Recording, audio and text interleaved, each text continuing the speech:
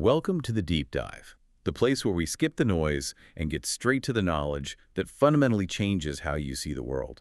Today we have some really compelling material. It's all centered on a brand new book, Cognitive Writing, Writing for the Mind. Specifically the education edition. And what makes this so fascinating isn't just the theory, it's groundbreaking. It's the person who came up with it. Right. This isn't a literary theory from an academic in an ivory tower. This was developed by a professional focused on, of all things, enterprise architecture and tech scalability. Exactly. We're shining a spotlight today on our good friend, Jeffrey Brown. He's based in the Colorado Springs area, and his day job, so to speak, is as a fractional CTO and enterprise architect. He's described as a true thought engineer. I love that phrase. And his professional superpower is listed as sophisticated simplicity. And that combination is really the entire foundation for this deep dive. How does the architect of these massive complex systems turn his gaze onto the architecture of language itself? Well, that background is the critical lens. Brown's whole career is about guiding organizations, a lot of them startups, through just massive rapid growth. Building scalable software platforms, executing these high-stakes, multi-million-dollar tech initiatives. And that kind of work, it isn't just about managing code. It's about systems design. It's about seeing the universal patterns and, crucially, achieving absolute precision through constraint. What do you mean by that? Precision through constraint. You cannot simplify a really complex piece of technology unless you understand its underlying structure perfectly. Yeah. You have to constrain the variables to get to the core function. And our mission today is to unpack how that exact mindset, that engineering approach to simplicity, led to this comprehensive literary theory. A theory that explains precisely why some writing just sticks with us. Even writing that uses only the simplest, most basic vocabulary. We want to show you how this structure can enable really rapid, but also thorough learning and deep personal insight.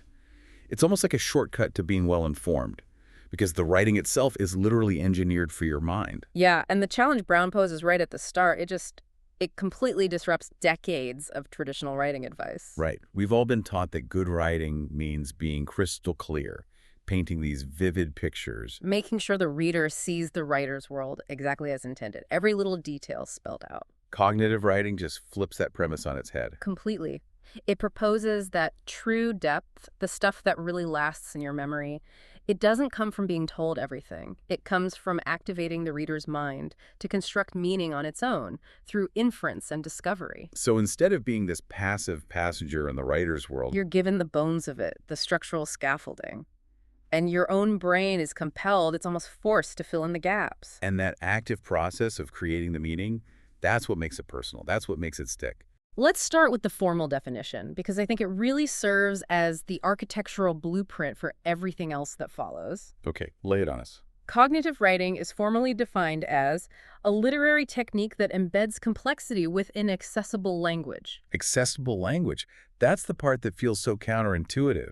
How do you get complexity from simplicity? Well, the mechanism is the critical part here. It says it works through strategic omission and archetypal scaffolding. And its goal is to engage the reader's mind to construct meaning via inference and discovery. Okay, so the practical outcome of this, which it's still surprising to me, is that the text becomes timeless. The source material says, precision guides the structure, but the reader completes the experience. Each reading becoming unique, personal, and timeless. And it becomes timeless because of that cognitive mechanism. It all comes back to that core idea, doesn't it? What we discover for ourselves stays with us far longer than what we are simply told. That's the entire operating system right there. When a writer strategically, purposefully withholds certain details, your brain, well, our brains are meaning-making machines, right? They're pattern seekers. They just can't tolerate that gap. So it rushes to fill it. It rushes to fill it, drawing connections, completing the circuit. And that process, that's what transforms passive reading into active realization. And that little spark, that aha moment of self-discovery through the text, that's what Brown calls the cognitive effects. Okay, but I have to challenge this just for a second. If the goal is rapid, thorough learning, doesn't leaving stuff out actually slow things down? Or worse, doesn't it risk people coming away with, completely different, maybe even wrong interpretations? That's a great question, and it's where the sophisticated part of sophisticated simplicity comes in. This is the engineering. It's not just random omission. Not at all. It's strategic. Traditional advice tells you to add another sentence, add more description to clarify your point. Brown's theory argues that extra sentence often weakens the impact because it robs the reader of the chance to own that discovery. So the goal isn't to prove one single fixed point. Exactly. The goal shifts to letting the story reveal a universal truth, but through the reader's own specific personal lens. The omission isn't random, it's engineered to guide you. So the writer is basically building a set of constraints to guide the reader toward a predefined set of possible realizations. Precisely, and that brings us to what he calls the foundational triad of techniques. These three things have to work together to make this whole co-creation process happen. Okay, what are they? First, you have archetypes. These are the universal primal patterns: the knight, the wizard, the wise old woman, the journey into the dark forest. Things all minds recognize instantly. Instantly. So they provide this really robust mental scaffolding without needing a single sentence of description. You say knight, and I don't need to describe his armor or his horse. Your brain already has an image and a set of expectations. Okay, that makes sense. What's the second one? Paradoxes. This is the technique of holding two contradictory truths at the same time. Think of love and loss, or, fierce independence and crushing loneliness. The mind can't just settle on an easy answer. It can't. It forces you into a state of contemplation, of active processing. It makes you synthesize a complex emotional reality, not just observe it. And the third? The third is the one we've been talking about, strategic omission. This is intentionally leaving out key details, maybe the setting, the time period, specific character traits, sometimes even major plot points. And that's the mechanism that activates what you called cognitive ownership. That's the key. If I tell you a character was brave, you just nod. But if I put them in a dangerous situation and just omit any mention of fear, forcing you to infer their bravery from their actions, then I own that conclusion. It's my realization. you own that trait. It's yours now. And this whole philosophy of strategic simplicity, it goes right down to the words themselves. The book talks a lot about using simple, everyday language. Yes. And this is another one of those constraints borrowed from the engineering world.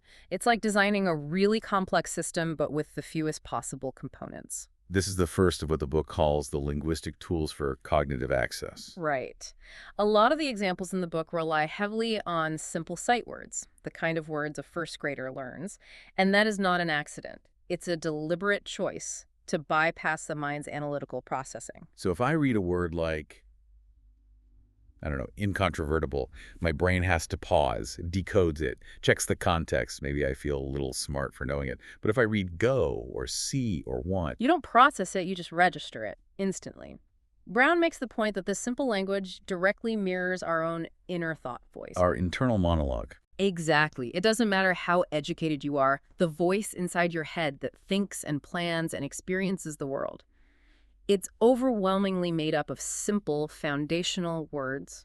So by using that same language, the text achieves what he calls thought voice authenticity.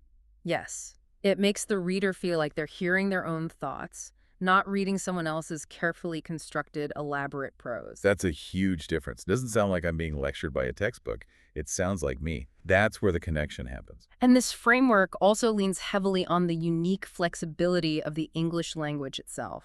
This is where a technical term like polysemy becomes really important. Okay, let's break down polysemy for everyone listening. It's one of those terms you hear in literary analysis, but it's rarely, explained in a practical way.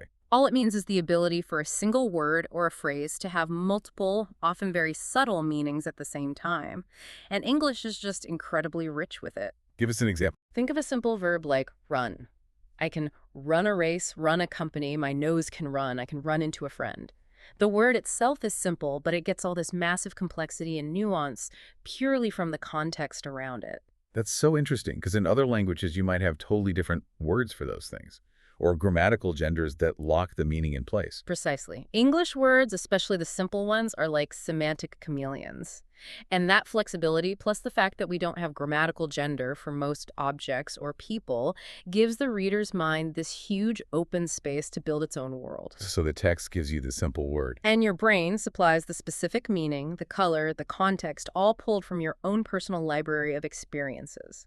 And that's why accessibility and depth are not opposites in cognitive writing.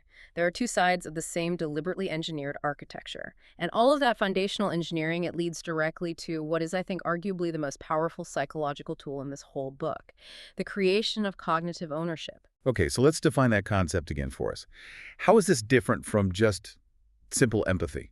Cognitive ownership is deeper. It's the psychological investment you develop in parts of the story, the characters, the setting, their motivations, that you yourself built through inference. Rather than just being told about them through exposition. Exactly. When the writer holds back details, you fill the gap. That character isn't just a knight, he becomes your knight. He embodies your internal ideas of nobility or maybe your feelings of loss. So if something happens to that character, You feel it more intensely. way more intensely, because you have skin in the game, you helped build him. Okay, let's make this concrete. The case study of the rain from chapter 14. This piece is short, but it's just brutally effective at forcing that ownership.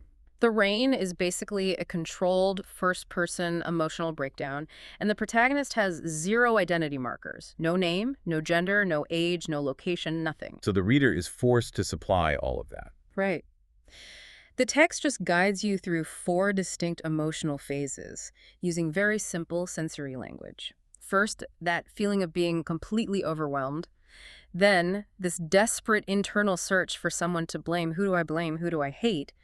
Then, a kind of self-soothing as the rhythm of the rain starts to join their tears.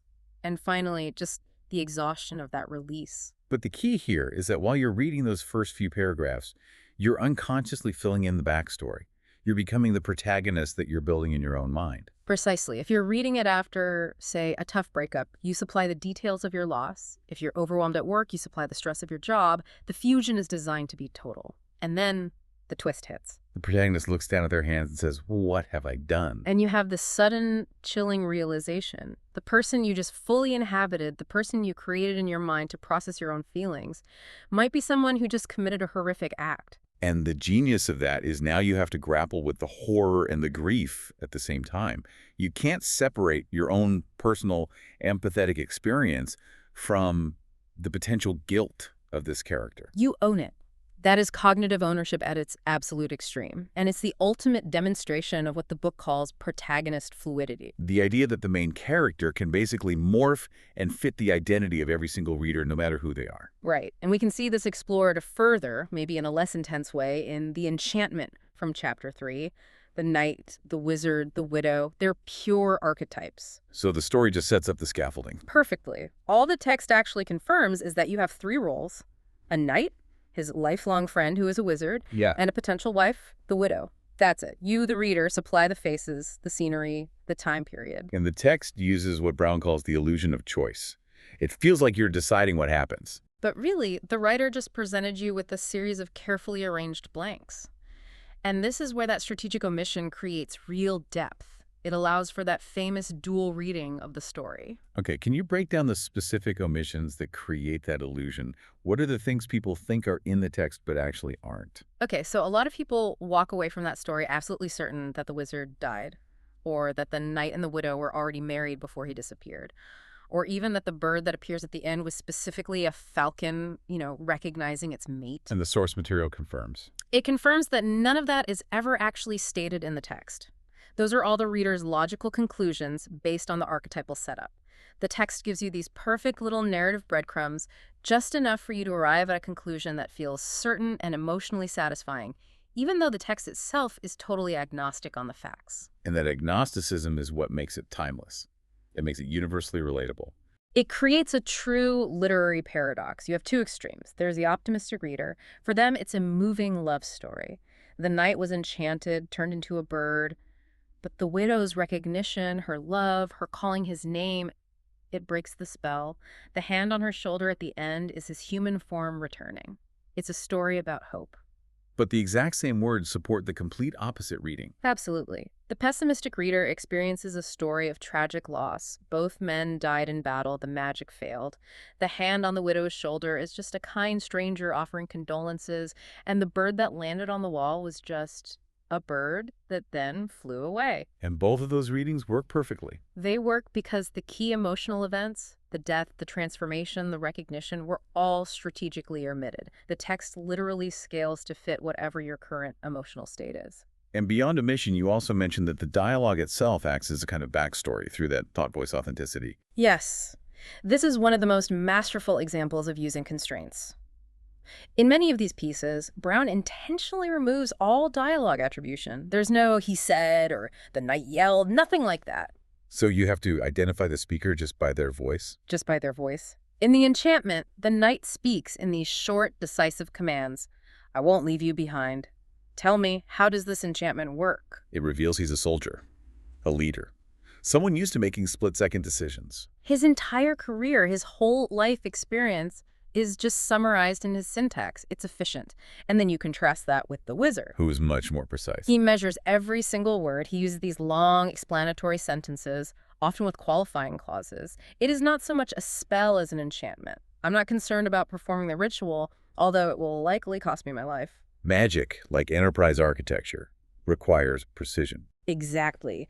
One wrong word, one misplaced parameter, and the spell fails, or the whole software platform collapses. That cadence tells us he's a scholar, a teacher, someone whose work demands careful thought and complex structure. Their voices reveal their entire psychological histories just in the rhythm of their sentences. So moving from character now to structure, Brown introduces another concept called cognitive pacing. This shows how the architecture of the writing can actually manipulate your mental experience of time itself. This is where the engineering mindset really starts to come through, isn't it? Yeah. Controlling the reader's processing speed, moment by moment, just using sentence rhythm. That's exactly what it is. Cognitive pacing is the deliberate control of how fast your mind processes information. Short, choppy, fragmented sentences, they speed everything up. They mimic shock or sudden action or adrenaline. Like that phrase we talked about earlier, I freeze. 2 words, an instant psychological stop. But then longer, more complex sentences, they slow your processing down. They mimic the slow drag of waiting or the time it takes for really deep contemplation. And we see a fantastic, really restrained application of this in The Waiting, which is chapter 5. It uses an incredibly simple vocabulary, but achieves this really deep psychological effect. The Waiting is a perfect case study in constraint. It's written with an intentionally low vocabulary, grade .2, I think. It's basically first grade level. Right. And the subject is universal. It's just a devoted watcher, could be a child, a dog, a lonely spouse waiting for someone to come home. The simple language makes the voice authentic to any of those possibilities, and it avoids any distracting specifics. So how does the pacing actually create that feeling of time dragging? When the narrator is just enduring the wait, the sentences are long and monotonous. It forces your mind to slow down to process the sheer length of it, and that mirrors the boredom. For instance, the line might be something like, "Time watches me, unblinking, slow and steady as the ticking of the clock on the wall, and I stare back at the door that refuses to open until the sound of the key appears." You can feel the time passing just reading that sentence. Right. The length itself becomes burdensome. But then, when anticipation spikes... The structure breaks. Correct. The narrator hears a potential sound, a car, a voice, and the sentences become these short, sharp fragments. "Wait, a noise. What was that? I freeze. Head up. Nothing. Gone." He creates anxiety, a physical response in the reader. The shift in rhythm creates immediate anticipation and then releases the tension, only to drop you right back into those long, dragging sentences once the false alarm is over. It's a calculated manipulation of your attention span. That is true architectural design. Okay. Let's look at maybe the most extreme example of structural innovation, the narrative palindrome in the piece, The Kayak. This is where Brown's engineering brain is on full display. A narrative palindrome isn't just a gimmick. It's there to reinforce the theme of the piece. And it's palindromic on 3 levels. Yes. First, the word kayak itself is a palindrome. Second, the journey is literally palindromic. You go out across the water and then you come back. And third, the narrative structure itself mirrors this cycle. It builds in one direction, hits a turning point, and then mirrors itself on the way back. So the whole point is to achieve this perfect structural integrity that reflects the philosophical idea of the piece. Exactly. And the whole thing is built around a single middle line that acts as the pivot point, the moment of deepest meditation. And that line is, "If a passerby saw me, were they able to distinguish the reflection?" That's the moment of peak distance, of deepest thought. Everything before it leads up to that reflection on duality and everything after it mirrors the journey back, but informed by that moment of insight. The tone of the piece is crucial, though. It's very calm, very meditative, even with this really rigorous structure underneath. How does he manage the emotional weight without introducing conflict? He does it through a very clever use of personification. The human protagonist is just an observer. They're paddling, they're reflecting, they're noticing the water. It's the kayak that actually absorbs and carries the emotional weight. How so? You see phrases like, my paddling partner, always ready for more, or the stories it must keep, silent, resting on the shore. The memory, the emotion, the endurance, it's all attributed to the object itself. Ah, so by putting the human emotions onto the inanimate object, the reader's mind can stay calm and contemplative. You're focused on the reflection and the structure, not on the emotional drama of the paddler. Precisely.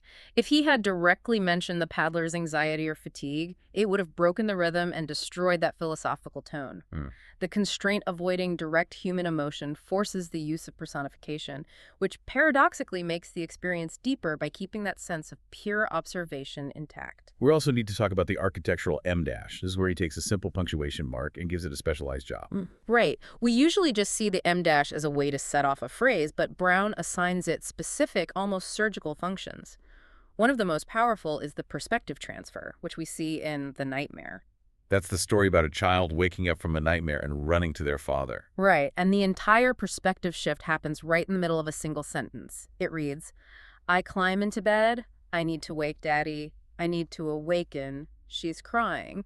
That tiny vocabulary shift from wake to awaken is doing some really heavy lifting. Incredible heavy lifting. The child's thought is simple, direct, I need to wake Daddy. The em-dash signals the sudden, jarring shift, not just in who's speaking, but in their cognitive state. And the father's brain, yanked out of a deep sleep, uses the slightly more formal, more abstract verb, awaken. That's the tell. It signals the shift from the subjective I of the child to the now external I of the father. And the final confirmation comes in the very next sentence. She's crying. He's now observing his child from the outside, confirming we are locked into his perspective. The em-dash isn't just connecting two clauses. It's mimicking the father's abrupt, disorienting transition from sleep to wakefulness. The structure forces your brain to execute that jarring shift, making the transfer of the nightmare and the responsibility feel immediate and visceral. It's pure literary software engineering. So the principle of paradox, holding two contradictory truths at the same time, is probably best shown in the literary diptych, The Love and the Life. That's in chapter 12. Right, these are the two pieces that use almost the exact same text, but somehow manage to create completely opposite meanings. One is about birth and the other is about death. It's a masterful dissection of what you could call the human threshold experience.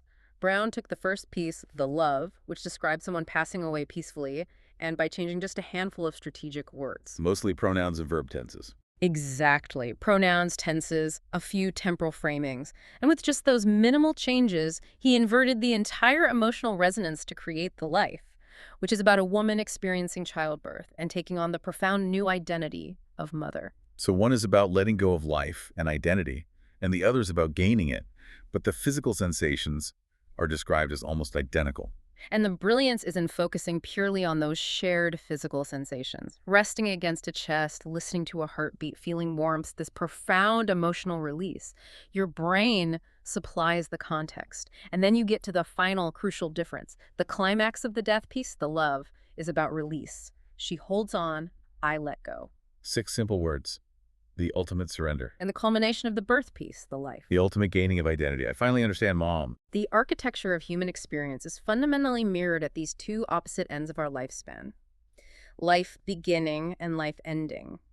Both are captured as these moments of profound change, raw vulnerability, and overwhelming emotion, where one person is holding on while another is letting go. The simplicity lets the text resonate with anyone who has ever stood at either of those thresholds. Okay, let's pivot to a different kind of duality now. The bridge of longing in the story called The Bridge. This is a two-protagonist story that has to maintain this perfect, delicate balance. And maintaining that balance is the core engineering challenge of that piece. It features an elderly woman and a young boy, and the text establishes them immediately using these perfectly mirrored opposite qualities. The woman stood on the bridge, which suggests stillness, patience. While the boy ran across it, suggesting energy and speed, her eyes held stories deeper than the well, implying a finished life, deep wisdom. His spirit was overflowing, untamed life just beginning, excessive energy. They are set up as equal and opposite archetypes. They have this brief, kind moment where they share stories, and then they part.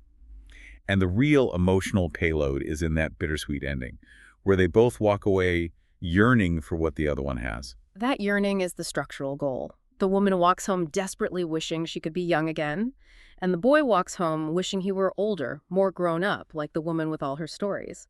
And crucially, their whole interaction is marked by this perfect graciousness. There's no conflict, no annoyance.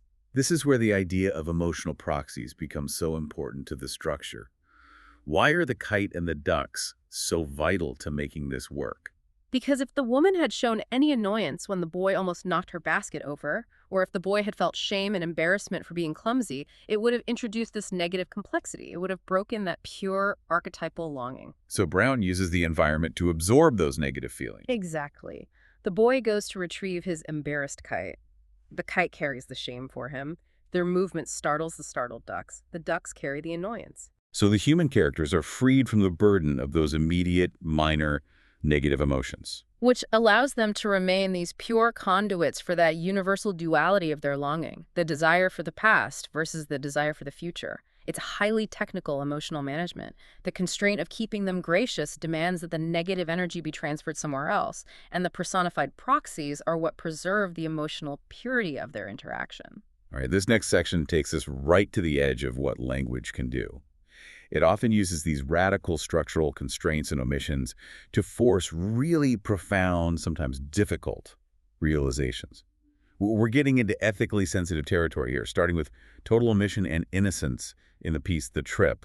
That piece is devastating. It's devastating because the gap between the child's perception of what's happening and the adult reader's inference is just, it's a chasm. The narrator is a little kid, maybe 5 years old, and they are so excited about a special trip with their mom. The child's thought voice is so pure and immediate. I know she loves me. Mom would never leave. And that sets up this crushing dramatic irony. The reader knows, almost from the first paragraph, that they're witnessing an abandonment. But the child is completely insulated by their innocent framework of love and trust. So the adult reader is forced to piece together the tragic reality from these very subtle clues. Deliberately placed clues. The family doesn't have money for nice places. The mother took great care dressing the child in their nice clothes. And then the mention of the sick baby sister combined with the lack of money, you, the reader, you infer desperation, poverty, an impossible choice. While the child just processes the whole thing as a long game of waiting or maybe being scared of getting lost again. And this forces a really painful dual empathy. You are mandated to feel empathy for the child's terror and confusion, but the piece simultaneously forces you to feel empathy for the desperate mother. The clues, the sick sister, the financial hardship, they paint this picture of a parent facing an absolutely impossible choice. The piece never judges her, but it forces you, the reader, to confront your own judgment against this backdrop of desperate human reality. It makes you hold two irreconcilable truths at once, that maternal love can coexist with the act of abandonment. Okay, next, let's look at a piece that uses an extreme linguistic constraint for a very different effect. The touch, from chapter 17, which removes all grammatical subjects. This piece takes out all the pronouns, no I, you, they, and it avoids naming any specific body parts. It just describes a profound physical experience through generalized sensations. Warmth travels slowly, muscles shiver in anticipation, breathing quickens, heartbeats surge. On the surface, that sounds incredibly abstract, almost academic.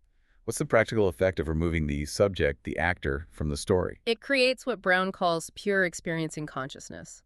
Normally, your analytical mind needs a subject. If you read I saw the light, your brain processes the external actor, the I, first. But if you remove the subject entirely, It bypasses the analytical mind's need to assign an identity or context. exactly. Instead, it directly activates the reader's interoceptive network. Okay, can you explain the interoceptive network for us? It's the sensory system that processes the internal state of your own body. It's how you know your heart is racing, or that you feel hungry, or that your shoulders are tense. It's about internal sensation, not external sight or sound. So by removing the grammatical subject. The text forces your brain to simulate the internal sensations directly.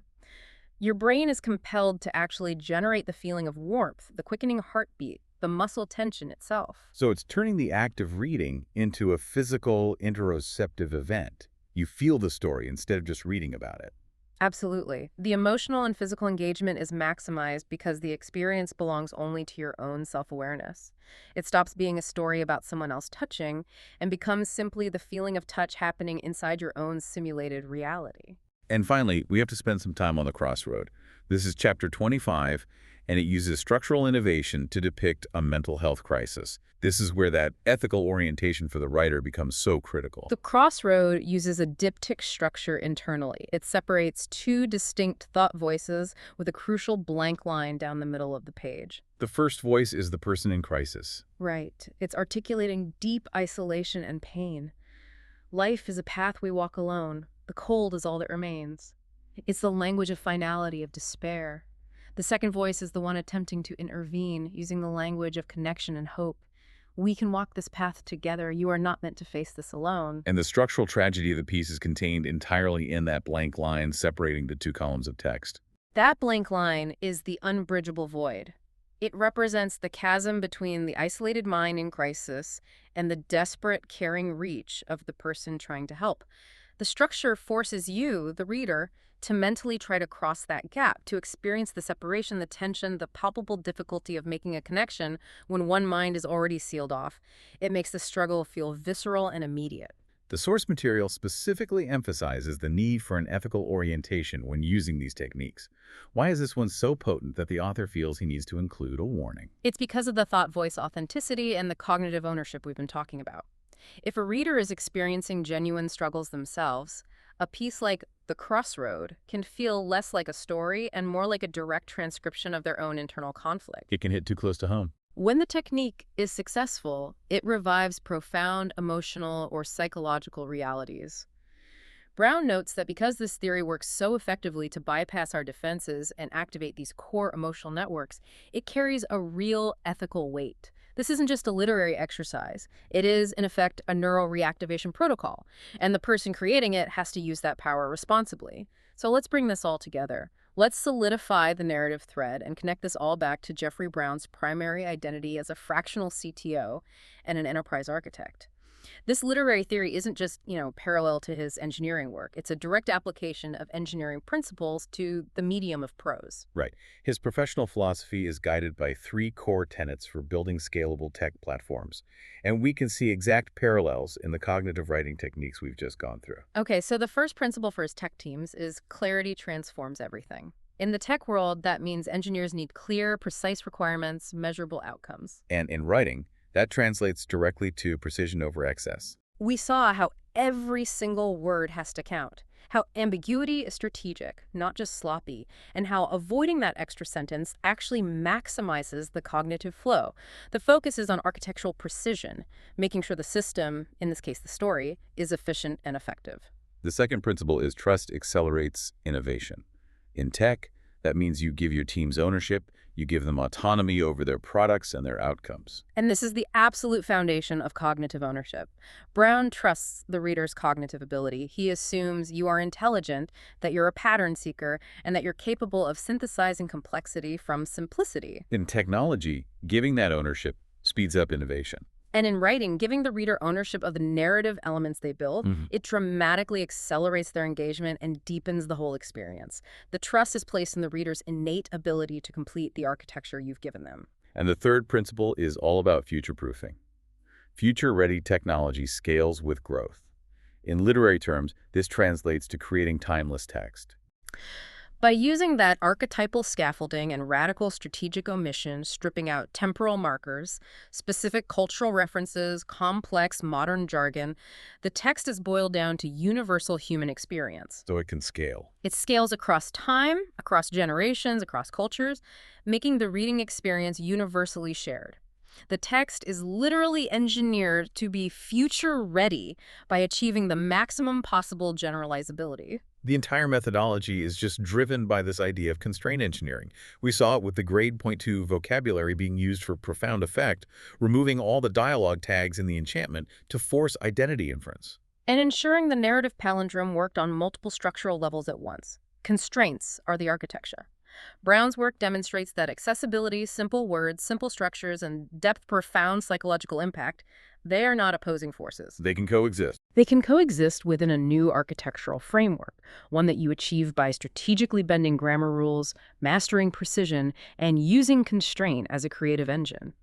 It really proves that the language of the mind is often the simplest, most universal one we have. So, to conclude this deep dive, Brown describes cognitive writing as a neural reactivation protocol.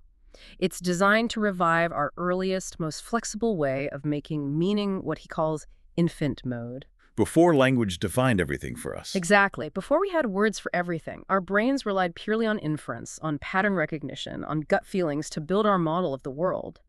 This writing optimizes the brain's natural system for learning, empathy, and discovery by engaging those primal, pre-linguistic parts of the mind. So, by removing details and forcing you, the learner, to co-create the story, the emotional and intellectual investment you make ensures that the knowledge sticks far longer than if you were just passively told the facts. You don't just remember the story, you remember the feeling of creating it. Which is so much more powerful. It is. And now that you understand the craft, we really encourage you to try what the book calls creative reading. The source material notes that because there's no single right answer to these texts, discussing your different interpretations with other people can be a really powerful social acceptance exercise. Your unique reading is valid. Completely. And understanding how other people filled in the same gaps reveals the beautiful, incredible variety of human experience. That's a wonderful invitation, a way to connect with others and really understand how different life experiences shape how we all process the world. I'll leave you with one final provocative thought. It stems from a piece called The Watching, which is chapter 9. In that piece, the protagonist is time itself, observing humanity with borrowed simple language. Time uses phrases like morning yawns or describes light as pooling on a table. The whole piece is built on what he calls precise imprecision. Yes, where time applies human emotions like longing or patience or watchfulness without really grasping the human context. So consider this. If the most complex and profound literary experience can be achieved through simple, almost wrongly applied words and rigorous constraints, what other complex ideas in our world, in science, in politics, in philosophy, are we failing to understand right now simply because we are trying to make the explanation too sophisticated and too complicated? Maybe the key to true understanding is always the simplest explanation, just perfectly rendered.